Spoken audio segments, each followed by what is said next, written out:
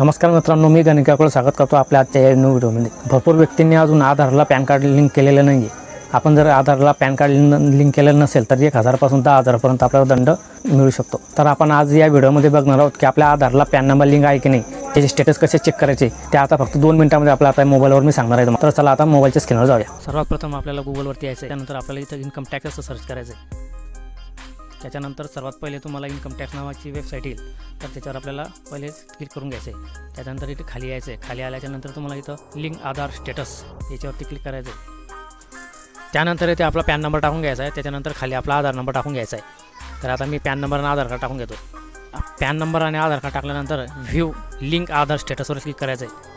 चॅनलला नवीन असाल तर चॅनलला सबस्क्राईब आणि फॉलो करून ठेवा। आधारला पॅन नंबर लिंक असेल तर इथे आपल्याला पॉपअप येणार आहे। या पॉपअपमध्ये your PAN number is already linked with given Aadhaar number. आणि आपला जर इथे लिंक नसेल तर आपल्याला इथं नॉट लिंकेड असं मेसेज येणार। ज्यांचं लिंक आहे त्यांनी आधारला पॅन नंबर करायची गरज नाही, आणि ज्यांचं लिंक नाही आहे त्यांनी आपल्याला पॅन आधारशी लिंकचा फॉर्म भरायचा आहे। त्याच्यामध्ये तुम्हाला 1 ते 1000 ते 10,000 पर्यंत पेनल्टी बसणार आहे। तरी सर्वांनी आपला पॅन आणि आधार कार्ड लिंक करून घ्यावे। व्हिडिओ आवडल्यास आपल्याच मित्रांना शेअर करायला विसरू नका। असेच नवीन व्हिडिओ बघण्याकरता कृपया चॅनलला फॉलो करून ठेवा।